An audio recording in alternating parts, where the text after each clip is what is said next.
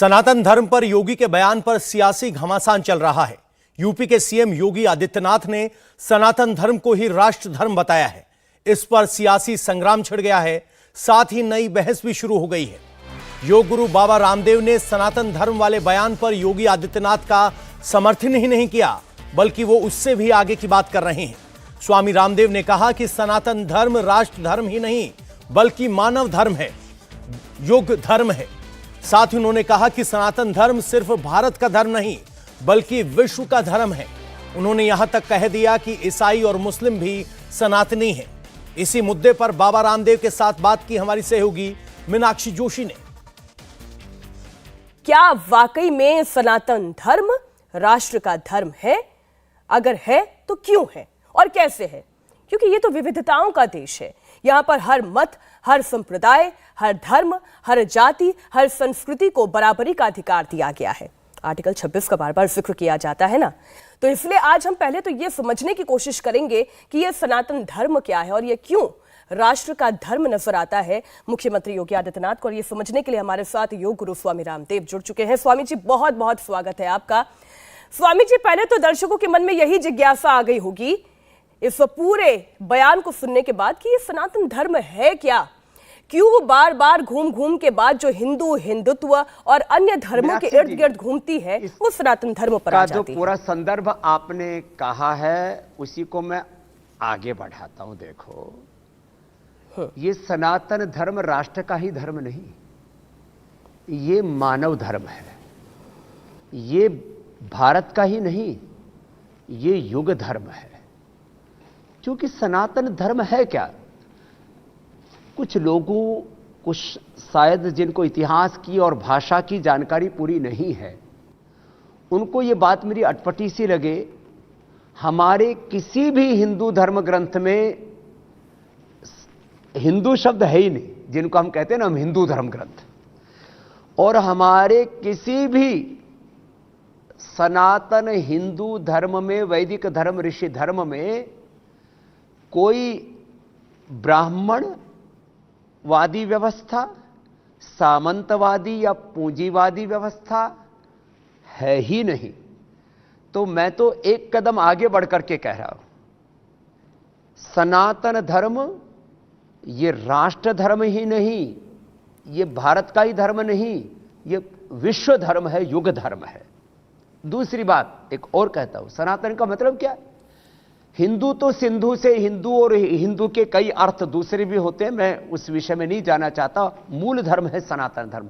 And what is the meaning of Sanatan Dharma? अर्थ क्या है?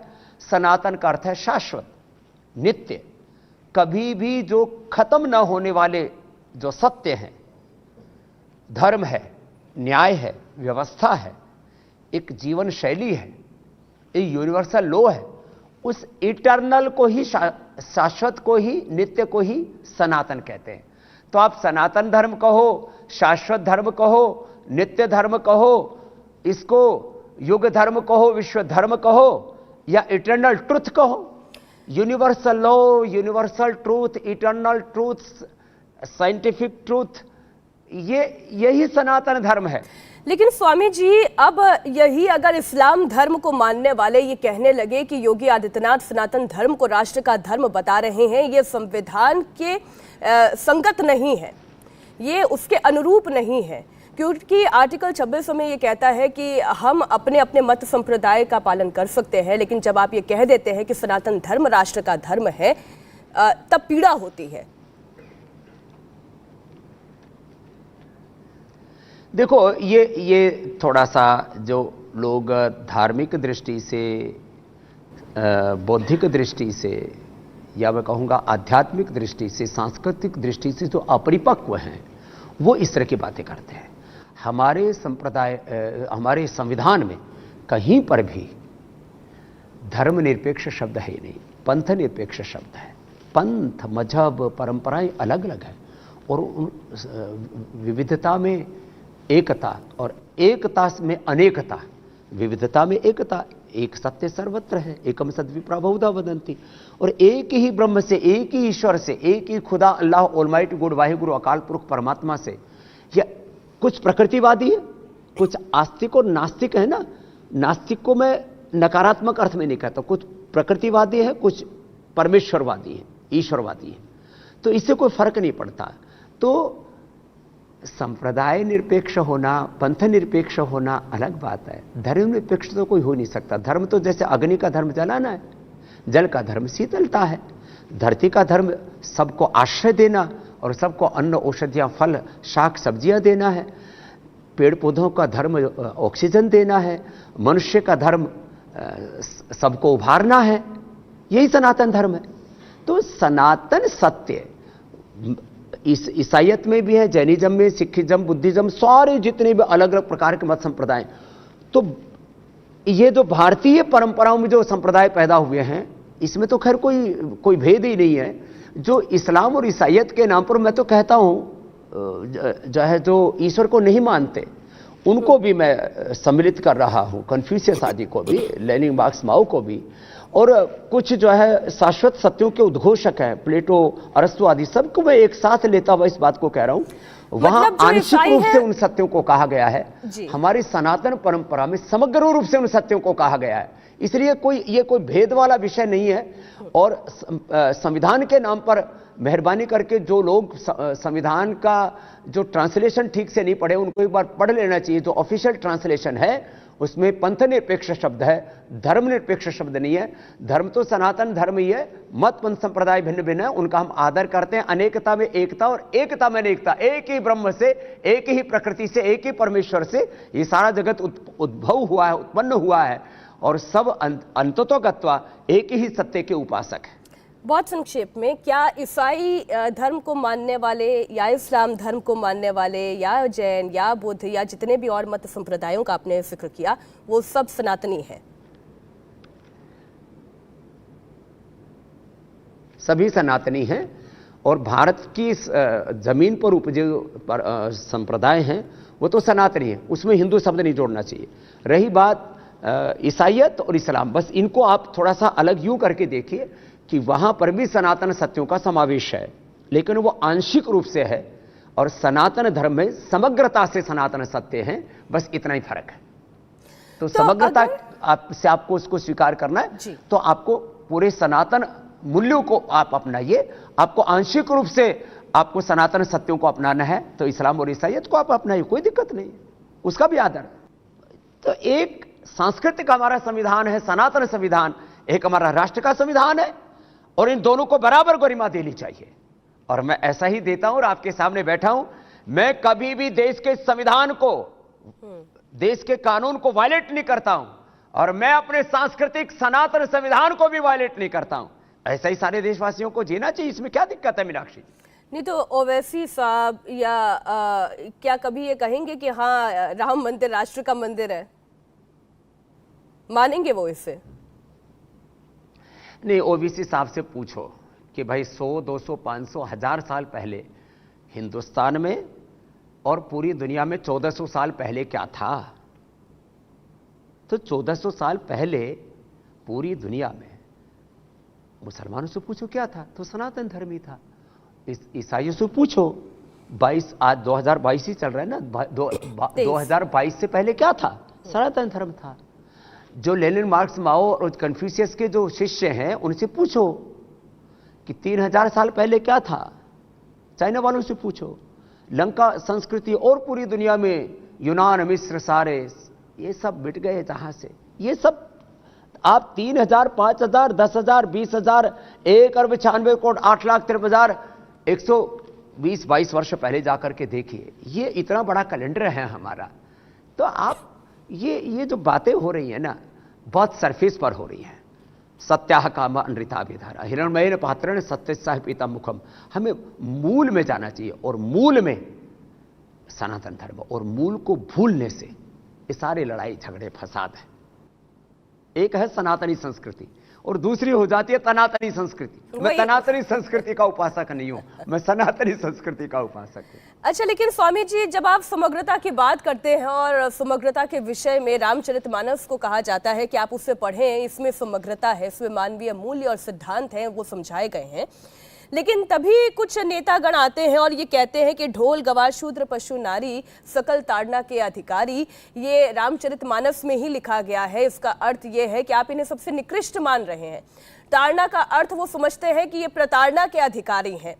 तब एक बार फिर प्रश्न खड़ा होता है कि हम जिन किताबों को उचित मानते हैं, मानवीय मूल्यों को समझने के लिए एक सिद्धांत मानते हैं, क्या वो वाकई में है भी? मैं अब आपका प्रश्न जो है उसको थोड़ा विस्तार से कह देता हूं।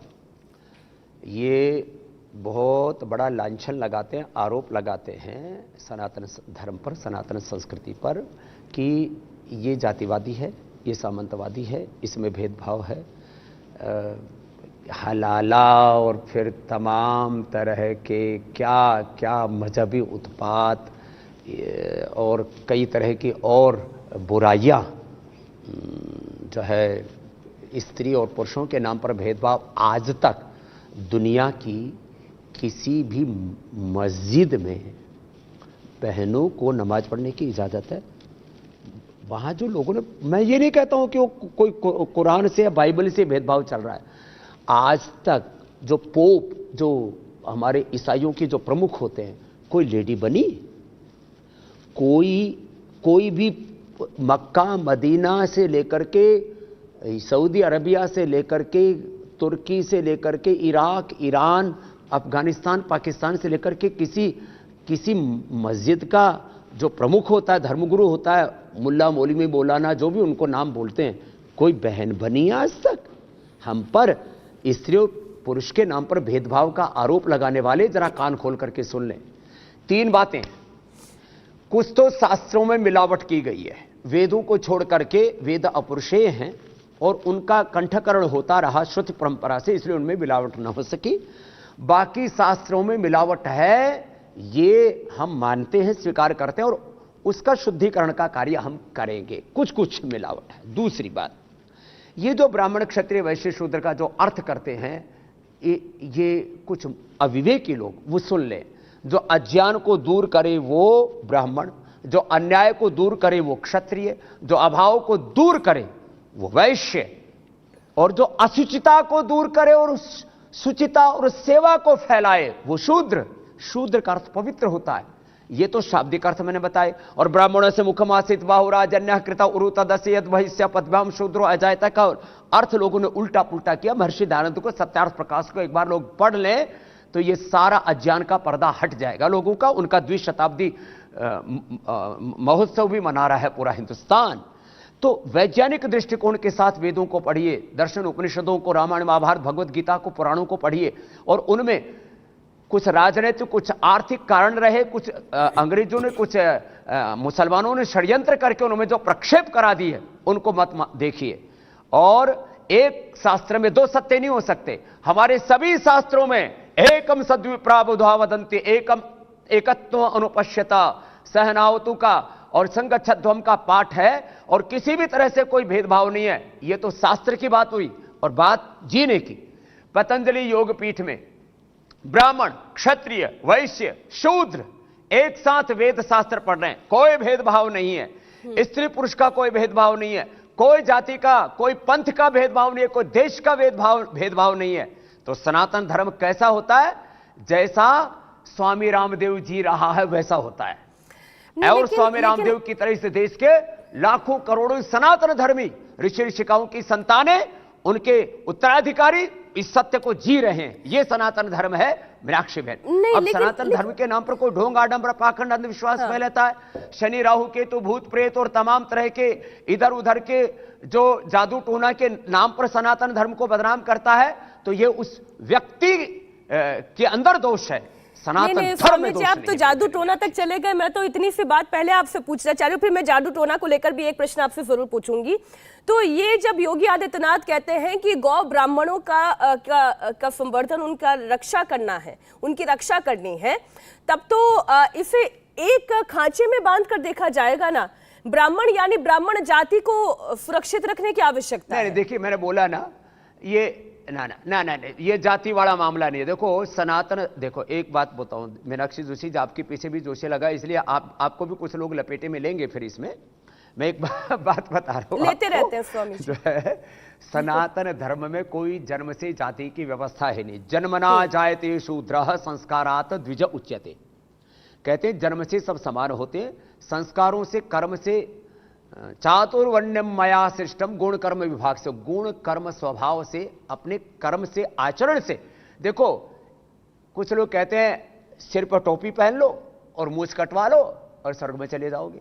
कुछ कह लेते क्रॉस पहन लो स्वर्ग में चले जाओगे, ये प्रार्थना कर लो, ये आयतें पढ़ लो, ये नमाज पढ़ लो, ये ऐसे कर लो, ये। हमारे यहां पर कर्म फल व्यवस्था, न्याय व्यवस्था ईश्वर की, कर्म के आधार पर, आचरण के आधार पर स्वर्ग नरक इसी धरती पर माना गया, कोई दूसरे तीसरे लोक में नहीं माना गया। तो ये जो मैंने कहा ना, कुछ अविवेकी लोग अपने अविवेक के कारण से यदि सनातन धर्म को कुदृष्टि से देखते हैं, पक्षपातपूर्ण दृष्टि से देखते हैं, उस पर लांछन लगाते हैं, ये तो उनका बौद्धिक दिवालियापन है। और दुर्भाग्य से पिछले करीब 50 सालों से ब्राह्मणों को लेकर के, सन्यासियों को लेकर के, सनातन धर्म को लेकर के जो मूवीज बनी हैं, जो अलग अलग सीरियल बने हैं, ये जो पूरा सोशल मीडिया और तमाम तरह के मेन स्ट्रीम मीडिया में जो एक बहुत बड़ा छल और प्रपंच रचा गया, षड्यंत्र रचा गया, वो गलत है। तो एक वैज्ञानिक दृष्टि से देखें, और मैंने इसका एक उदाहरण दिया, स्वामी रामदेव को देखो, पतंजलि योगपीठ को देखो, महर्षि दयानंद सरस्वती को देखो। मैं आंशिक रूप से हो सकता है किसी महापुरुष ने किसी समय किसी बात से महर्षि दयानंद ने जड़ता से बाहर निकालने के लिए मूर्ति पूजा का विरोध किया, लेकिन उन्होंने कभी भी सगुण साकार निर्गुण निराकार जो हमारी उपासना पद्धतियां हैं उनका विरोध नहीं किया। तो ये जो है कुछ अविवेकी लोग, मैंने बार बार मैं कहूंगा, मैं कठोर शब्द नहीं बोलना चाहता, उनको मूर्ख या उनको और दूसरा कोई तीसरा शब्द उनको उपमा में नहीं देना चाहता। थोड़ा विवेकी बन करके वैज्ञानिक दृष्टि से, साइंटिफिक टेम्परामेंट के साथ अपने सनातन धर्म को देखिए जरा।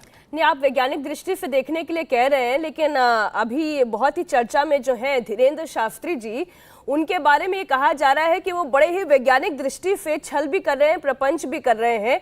एक उन्होंने माया जाल रच दिया है जिसकी वजह से लोगों को ये लगता है कि वो चमत्कारी हैं। अब वैज्ञानिक दृष्टि से उन्हें हम समझें या हम ये समझे कि इसमें उनके अंदर कोई सिद्धि है? व्यक्ति केंद्रित हम बातें आज ना करें मीनाक्षी जी। इतनी बड़ी बातें हम कर रहे थे। मैं जो है उनको भी व्यक्तिगत तौर पर जानता हूं, आचरण से, वाणी से, व्यवहार से, स्वभाव से वो भी कोई प्रपंची आदमी मुझे नहीं दिखे। वो अलग बात है, देखो अलग अलग व्यक्तियों को अलग अलग तरह से देखने का दृष्टिकोण किसी का हो सकता है, लेकिन एक बात आपसे कहना चाहता हूं, किसी भी व्यक्ति के ऊपर मत जाइए। और किस कालखंड में, किस समय, कैसी सामाजिक, आर्थिक, राजनीतिक परिस्थितियां रही, कब किसी व्यक्ति ने क्या किया, किस राजा ने क्या किया, किस सो कोल्ड ब्राह्मण ने, सो कोल्ड क्षत्रिय ने, सो कोल्ड वैश्य ने, सो कोल्ड शूद्रों ने किस समय कब क्या किया, उनके ऊपर मत जाइए।